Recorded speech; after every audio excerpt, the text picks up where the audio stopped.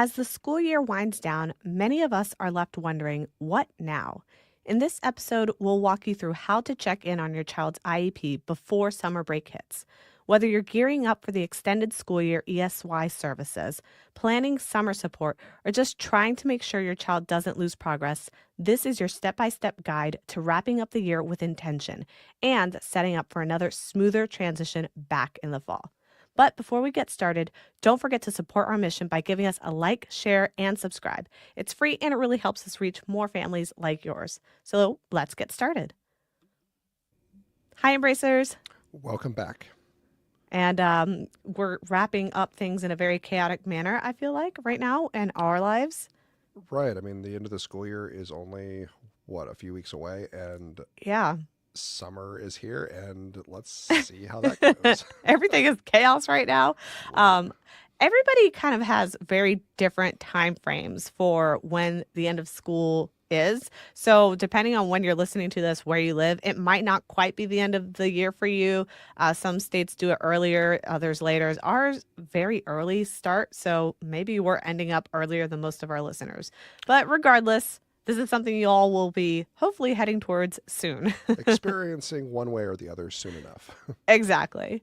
So one of the things that we are noticing with our end of the year is just kind of like the frantic pace of things. I mean, Matt, you can say if you feel like it's chill, but for me, I just feel like one of the things that kind of gets me to tizzy at the end of the year is not only do we have back to back birthdays, because all of our kids' birthdays align April and May back to back to back.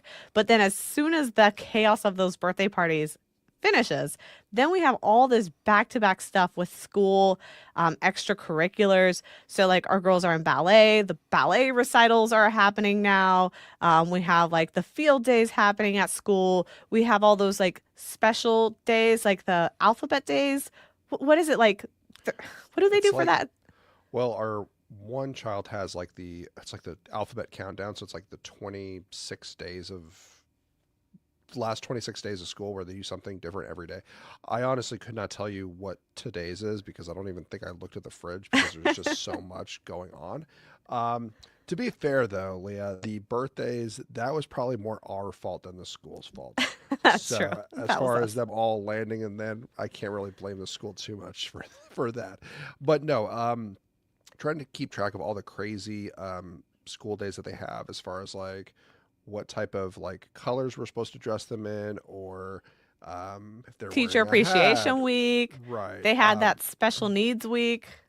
Right. So it's definitely, I'm sure, I mean, the kids, I'm sure, are having fun with it because it's like complete chaos and something different every single day. But when it's different based on individual classes and you have more than one kid that you're contending with trying to like match things up, and then on top of that you're dealing with all the outside things outside of the school, it kind of gets a lot real quick. So sometimes things kind of fall in between the cracks, and we occasionally might miss a alphabet day here or there because we forget to It's say okay. We can what shorten it the was. alphabet. No, but like one of the things you just said is like, oh, the complete chaos and the kids are loving it. I actually find that it depends on the kid, right? So like we have our more neurotic kid, the older one, and then the middle one that's a little more chill. And I feel like for the older one, all the constant change can be stressful for her. So like depending on what it is, there's good change because it aligns with her special interests. So like right now they're hatching baby chicks in her class and she's obsessed with birds and chicks and ducks and has been since she was like 1.5. And so for her, she's loving that change. But then there's chaotic change. So like the map testing that they do at the end of the year, which is like when they test for like academic, whether or not they're on track or not. She did not do well with that change, even though she did great on the test. So she always test gifted. There's really no reason for the anxiety there, but I think the change of that routine is something that stresses her out, and the unpredictability of all these things that happen towards the end of the year. So that is something that I feel like sometimes we kind of forget in the mix of things. And I also think that one of the things that we also forget to plan for is the changes at home. So like our routine at home when you're in school versus our routine at home when you're on summer break. we have full-time jobs. We're still working in the summer. There is no summer break for grown-ups who have jobs. And so we're going to have to shift the routine at home as well and what it looks like at home because they are no longer going in school. So that's something that we've had to consider as well. Yeah, it is interesting to see the different perspectives on like the craziness at school. So like for our oldest daughter, she's very much like she'll sometimes do the activity like the wearing something different if it's not inconveniencing her or she doesn't if it doesn't bother her. So like we asked her the other day like, "Oh, do you want to wear I think it was like neon colors or bright colors?" And she's like, "No, I don't want to." And then we're like, "Okay, the other kids might be wearing that." And she's like, "Okay." And just doesn't care because she's like, "I don't want to wear whatever crazy color it is. I want to just wear my clothes." And then for our youngest one, she's kind of she will go and do whatever, just she's a crazy little Yeah, a she's like, crazy I little want soul. all She the loves it. change. Right. I mean, she does multiple outfit changes a day, so she's all about like wearing like crazy stuff to school. Like yeah, Yeah. so it's very interesting just to see their personalities. But yeah, it definitely can be a struggle with the different personalities and making sure that they are okay and not overwhelmed with like what is kind of being asked of them, like as part of the classroom. Because I don't want them to feel like left out, obviously, but then like I want to make sure that we're giving them the option that if they want to participate or not. So it's kind of like making sure like, are you okay not to participate, or is this something that's really like important to you? Um, yeah. So Yeah. it's been a bumpy last few weeks, I suppose. Yeah. But what we want to really acknowledge here is that as parents, it's natural that you're going to feel some sort of like overwhelm or even like decision fatigue during this time of the year because there is so much going on and there is so much happening that it can just be too much. And I know for me as a neurodivergent parent and Matt too as a neurodivergent parent, like we loathe all the color days and wear this day and do that day because it's so hard to keep track of. So honestly, I'm kind of happy that it's all winding down and we're just going out with a bang here and just finishing this up. But one of the things that kind of gets lost in that chaos because parents are so focused on all these end of the year extracurriculars and activities and making sure all the assignments are in and all the books are turned in the library and all this wrap up, we tend to forget about the IEP stuff. We tend to forget about, oh, wait a minute. I still have to be on the ball when it comes to my child's IEP to make sure that everything is good and ready to go when we come back after summer break. And I think that this is something that parents often forget and kind of gets lost in that hustle and bustle. But there's very important reasons on why you should make sure that you are checking in now on your child's IEP. And I'm going to give you a couple main reasons here. The first one of these is that summer break can often lead to skill regression with autistic kids. So if you don't have your supports carried over, that's going to be something that is going to cause delays and issues later down the road. Some kids need additional work that extended school year. They might need to get that additional support throughout the summer. But even for the kiddos like ours that did not need the extended school year, that summer break still led to regressions, even if it's not skill specific regressions in terms of academics. For us, it leads to like behavioral skill regressions. And so, those supports, it's really important that you are preparing in advance for when your child has to transition back into school with the anticipation that those issues are probably going to be there. The other very important reason that you need to consider this and start checking in on your IEP now is that school staff transitions make it a lot harder to ask questions later. And Matt, you know this because your mom was a teacher. When summer break is here, most of the school staff is totally checked out. And so anything that you are going to want to process during that time, you will not be able to process during that time, including if you're coming up on expirations with Medicaid and it requires school paperwork. You will not be able to get that paperwork on time for your Medicaid deadlines if you don't get it before summer break. Right, and that's what I was gonna say. Like, I mean, I think the idea of a IEP meeting like late in the school, you're like right before you go on summer break, I think is overall kind of like a bad idea in a sense. Like I understand the premise, like you're trying to set up for the following year, but like you're coming, I mean, at least sometimes I am, you're coming into the meeting already kind of exhausted and being like, oh man, this has been a crazy year. Like, let's kind of just get through this and then we'll be off for the summer and then we can kind of start fresh in the fall. But the problem is this is setting up you to start fresh in the fall. So like if you get this wrong, it might not be a smooth transition in the fall. So you have to make sure like, okay, you know what you already are trying to advocate for your kids, and you're already on like the same plan or game plan, knowing what you want going in. Otherwise, like if you're just kind of like going through, breezing through it, oh yeah, that sounds fine, let's just do that, let's just get over with it. Then come in the fall when everyone is kind of coming back more relaxed from summer break, you realize like, oh no, all the services that I thought I had last year are now no longer there because we were just kind of steamrolling through this without actually taking into consideration what is actually in the plan itself. Yeah, and the other thing is this is a great opportunity for you to reflect on the past year and the IEP that you have currently to note what worked and what didn't work while it's still fresh in your minds and in the staff's mind. I think that this is the ideal time to go in and make those key changes so that you are prepared for next year. Because if you wait until after summer, it's very possible that you will forget, like, for example, with us, oh, I totally forgot that she was having behavioral challenges whenever she would go to specials. I totally forgot that it was because she had a different teacher, different instruction, and was throwing off her routine. Something as little as that, you might not remember those specific details. And so when your kid goes into school next year, there's still going to be specials, there's still going to be electives, but we totally forgot to put that in the IEP because the current teacher was just doing it naturally. And that's another thing that you want to make sure.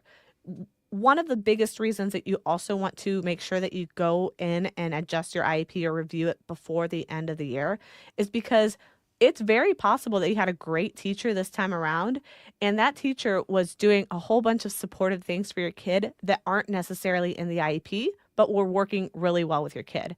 I know we were blessed with a really great teacher this year, and there's a lot of stuff that she did that she went above and beyond what our IEP technically required.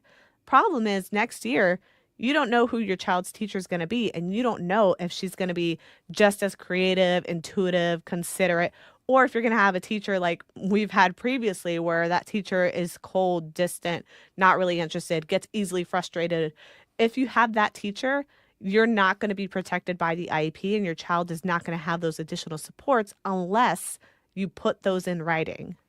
And who would have thought that the idea of like compassion towards like your children could be such like a dangerous thing in the IEP game? Because you're exactly right. Like her teacher this year, fantastic, and she's like implementing things that have been working as far as she just has compassion for the children.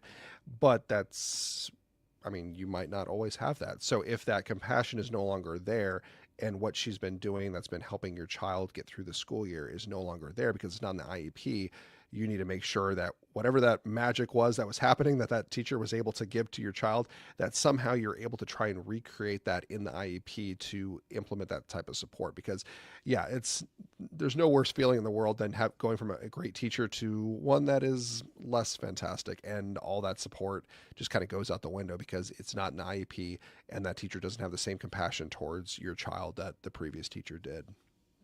Yeah, and some people, like, they could have their heart in the right place and be really great teachers, but they just maybe aren't as creative. So, like, our current teacher, for example, she really goes full force with our child's special interest in Mario. And so she goes out of her way to reward her with like Mario sticker charts and things that really, really motivate her because she is so passionate about Mario.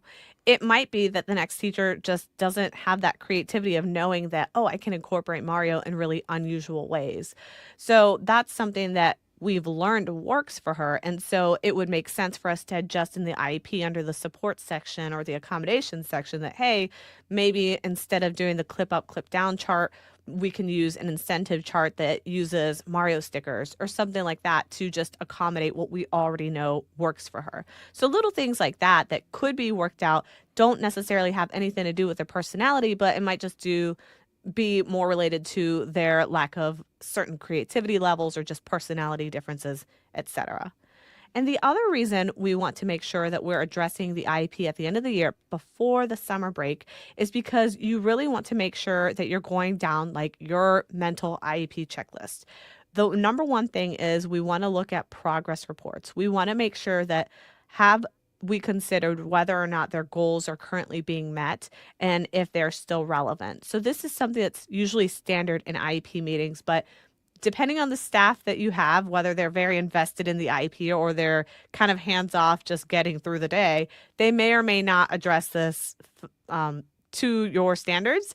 And so you really want to make sure that the goals that are in the IEP are still relevant. For example, our kid at the beginning of the school year, she had goals with transitions to using the restroom because she was having some challenges there. Towards the end of the year, we were able to address most of those in school. And so we were able to remove that goal. So that's no longer relevant for us for next year. So make sure that you are taking a look at those goals and see A, if they're still relevant, or B, are they consistently not being met? If they're consistently not being met and there was no progress made, then that means it's not a really effective goal. And you might want to adjust the wording to it, adjust the outcome, the goals, or how it's being done to make sure that it is something that your child could eventually accomplish. Maybe it's just as simple as making it more bite sized, but you just want to make sure that you're doing goals that are reasonable for your kid. And we've had goals. I'm thinking more kind of like, I guess it would have been kind of like on the PT side of things, very easily measurable versus like more generic. So one of them was essentially like being able to go down the flight of stairs safely, showing like confidence, or I mean, I'm not sure if it had the word confidence, but basically safely being able to go up and down the stairs. So that was one. So that's a, and they had the number of trials and her being able to do that. The other one that was kind of more open ended was basically showing, I think it was like safety on the playground, because she also struggled with like spatial awareness, and occasionally she's gotten what kicked from kids on the swing because she doesn't realize how close to get to them. So that was kind of more open ended, and there were various things that they could implement. So it just kind of goes to, I don't necessarily think that one is necessarily better than the other, because both were important, and you can't account for all the different safety things, so they can show different measurements. So like showing that, oh, okay, we're working with spatial awareness. Oh, we're drawing a line around a safe distance around the swing to make sure we don't go in there if there's kids on the swing. So I think it's important to kind of have a mix of the two, where it's some very specific that you can work towards like achieving, and then others that can kind of evolve, kind of ongoing, essentially, as new dangerous situations arise, however you want to work it. But we saw success with both of those as we had tailored it specifically for our oldest daughter. And that example that you mentioned with drawing the line in the sand around the swing, that's a perfect example of what we were just talking about, where there's certain accommodations that are not in the IEP that the teachers just intuitively do. So we had a teacher when our kid was in pre-K, and our child was having issues with spatial awareness. And so she would run in front of swing sets all the time, not realizing that when a kid swings back, they're going to swing forward again. And at that point, she would get kicked and get hurt. And so this teacher, while in the IEP, it did say that she needed to work with safety essentially at the playground. There wasn't a specific goal about the swing sets, but this teacher was creative enough to think up of a plan to basically outline a safe zone in front of the swing set in the dirt. So she would just take a stick and kind of draw circles around this around the swings, and she would just tell our daughter, like, okay, see this line here, make sure you don't go into that zone, because that's the danger zone, and everything outside of it is your safety zone. So she had a visual aid there in the dirt with that written line to show her where her boundaries were. And that was not in the IEP. And so something like that, if we felt like she had not accomplished that full understanding and awareness by the end of the year, we would have wanted to make sure that we put something like that in the IEP for the following year. Luckily, she was able to grasp the concept by the end of the year, so we didn't have to. But that's a perfect example of why you might want to readdress this before the next year, to make sure little changes like that were informally done are formalized in the IEP. Yeah, and I mean, it was very effective. I mean, I remember we went to the park outside of a school hours, and she actually picked up a stick and drew the line to show us the safety zone for the swings. We're like, okay, like safety seems to be like on top priority, and it seems like she has kind of figured out how to navigate the playground effectively. But yeah, it was, I mean, it was a brilliant idea, something creative, and it was something that our daughter was able to keep. And there were other examples that our daughter had learned through that kind of more generic safety guidance that they had kind of worked with through the school. But yeah, I thought that that was a great setup for them. Yeah.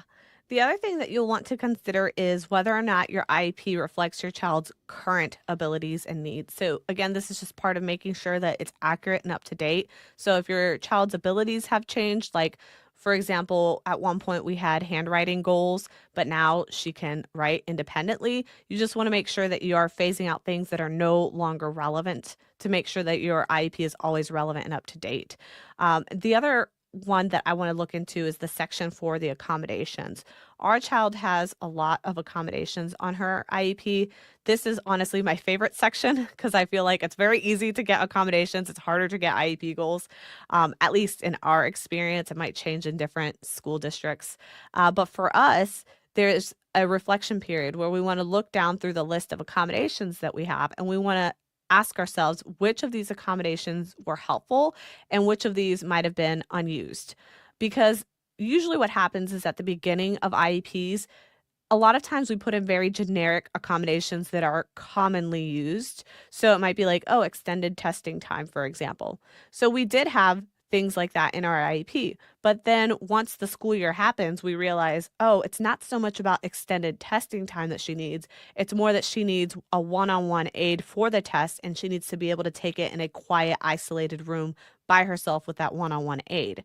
And so that's important that we go back into the IEP and adjust that accommodation so that her testing looks like we need it to look like and what actually happened during the school year rather than what we thought she would need. And I think it's also important because, like, I mean, well, again, if you have a good special needs teacher, like, I mean, and we've had some where she's basically on it. Like, she noticed, like, oh, our daughter doesn't like doing tests on the computer because she noticed that she gets scared of, I can't remember if it was like a dog at the end or something like that. And our daughter is fearful of Yeah. dogs. So then she's like, okay, let's see how we can get around that. And then they're trying to work on like iPads. And then they're shifting to, oh, okay, we need her in a separate room with an aide. And so she's like finding like ways to like improve the test taking situation, even if it hasn't been fully implemented into the IEP, but it's giving us an idea of ultimately what do we need to put in the IEP. So rather than doing all these different amendments and them not necessarily working, so basically like, oh, she can't work off of a computer, but we have no other stand in. She's trying to make the modifications kind of in real time, seeing what is the success based on doing it off of the computer onto another device. So she's kind of trying to formulate I don't know, in kind of a mindset, the best IEP that we can put together for future use so we know what we can put in there that has proven to work and then kind of move forward. So I tip my hat to our special needs teachers who have been working to try and figure out how to make it successful in the future. It's definitely been appreciated. Definitely. That's why creativity goes a long way as well as compassion. Right. um, some kiddos, depending on your personal experience with your child, because every autistic kid is different, but some kiddos will need that behavioral intervention plan. If your kid does use a behavioral intervention plan or a BIT plan, you'll want to reassess whether or not that's effective, if it's still meeting the goals or if it's not meeting the goals. And at that point in time, you'll want to assess for whether or not you feel like it needs any adjustments or if you'll need a new FBA, functional behavioral analysis, to see if they still need it or if any changes need to be made. That's something that a subset of autistic kids need. And so that's something that you'll also want to reassess when you're looking into the IEP at the end of the school year. I mentioned briefly the extended school year. We've never been eligible for that. But for those kiddos who have extreme regressions, you'll want to make sure that you've checked whether or not your child is eligible for that. If you feel like they would benefit from it, like they will have a lot of regressions in the summer, then you need to formally request the extended school year. They might reject it, they might deny it, but you'll need to formally request. And I would always say get all that in writing. So make sure that is a written email or something that you have a paper trail to in order to make sure that you covered your basis. And probably the most important part, in my opinion, for the IEP, aside from the accommodations, which is like my favorite because it's easier in my opinion, but the parent input statement. Make sure that you write a parent input statement now with your child's current strengths, their current sensory needs, and the areas that you want addressed in the fall. Because again, once summer happens, you will likely forget like 90% of this. So that whole brain drain that happens for kids with their school, that happens with parents as well when it comes to our IEPs and accommodations and all that. So make sure you're putting everything on paper now in order to prepare you for when you return in the fall. Yeah, that's an excellent point because, like, obviously, we're all going to forget what happened this month in the fall when we're starting the next school year. But most importantly, like, if you do get a good teacher that is willing to kind of like go through the IEP and figure out, like, okay, what are the strengths? What does she struggle with? What are common themes that the parents are spotting? They can already get an idea of how to kind of navigate working with your children in the classroom before they ever kind of have them in the classroom, essentially. So it kind of gives the teachers and the special education coordinators and teachers kind of a leg up because they already have some additional information on your child that they might not have had before. So I think it is valuable to put that in there just so everyone can kind of be on the same page as far as like what we are currently aware of as far as the struggles and challenges or sensory needs that we've encountered so far. So it gives the teachers the best opportunity they can to succeed with your child, in my opinion. Which is a win for everyone. Exactly. The other area that we always look into is planning ahead for the summer, and this is more internally for like our own families and our own home because what you're going to want to do is find ways to support IEP goals at home through play, sensory activities, or even private therapy. This is especially important for those kiddos who are not going to an extended school year. So if you are going to be at home the entire time, your child might still experience regressions. So, like our child, she did not qualify for the extended school year. She didn't have academic regressions, but she had certain behavioral regressions. And those we experience almost every summer. So, what we've done is to try to extend kind of our own version of IEP support at home by adding and creating like visual aid supports in our own home, trying to create routines that will be consistent for them throughout the summer, incorporating certain coloring activities, water play, sand activities, gross motor activities for our kid who is very sensory seeking, very gross motor seeking.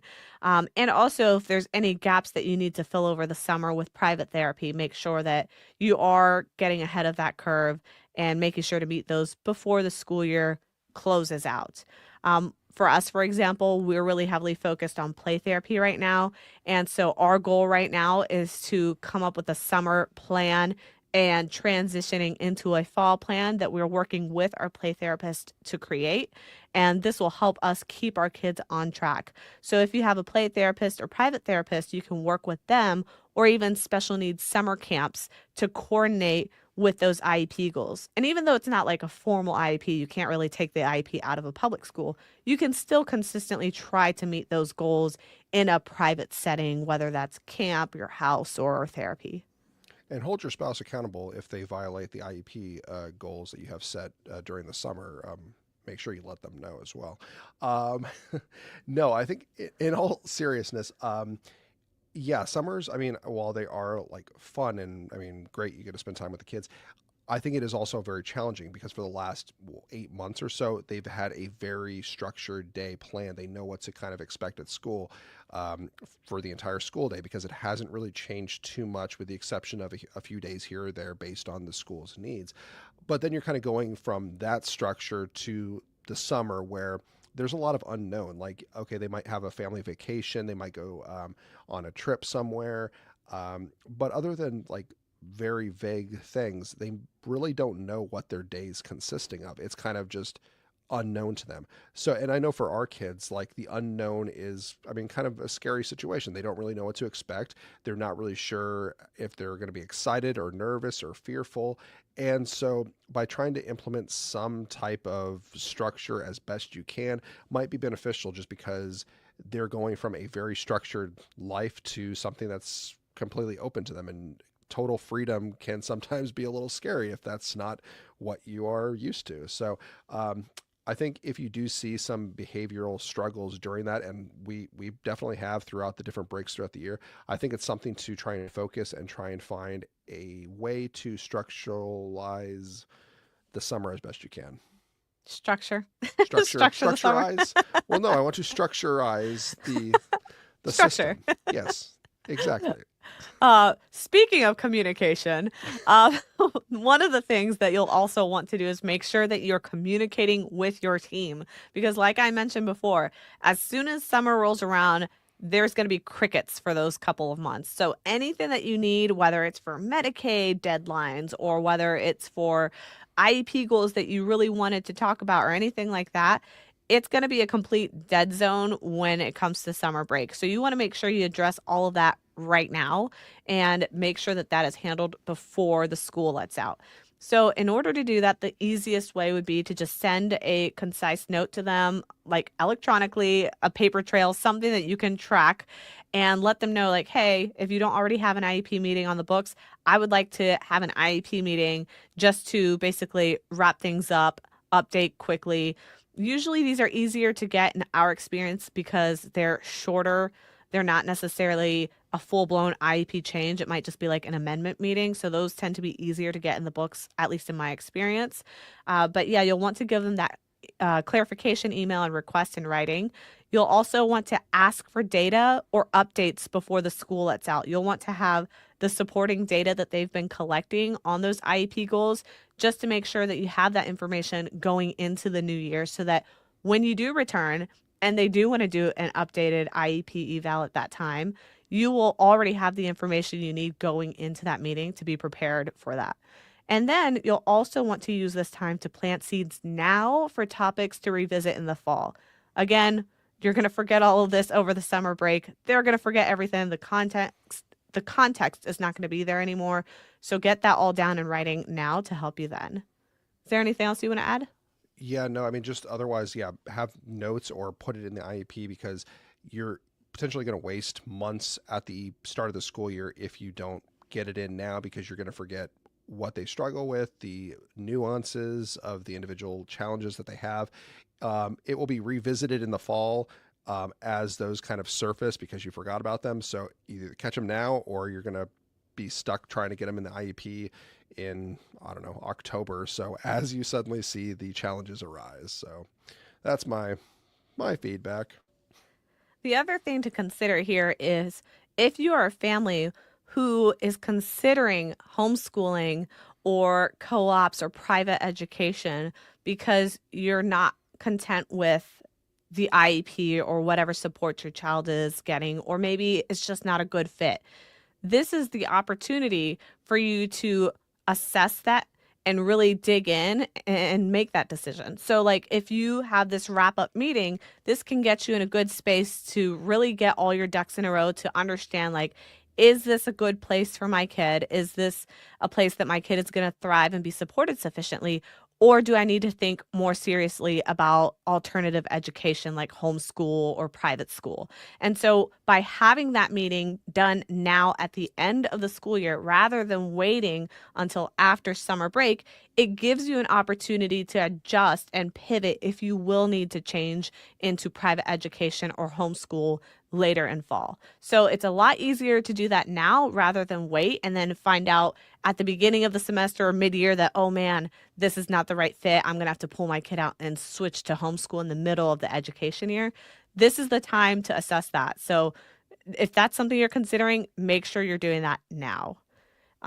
With that said, I just want to reiterate to all of you out there listening, if you feel like you're in a frantic mode right now because of end of school year chaos, you're not behind.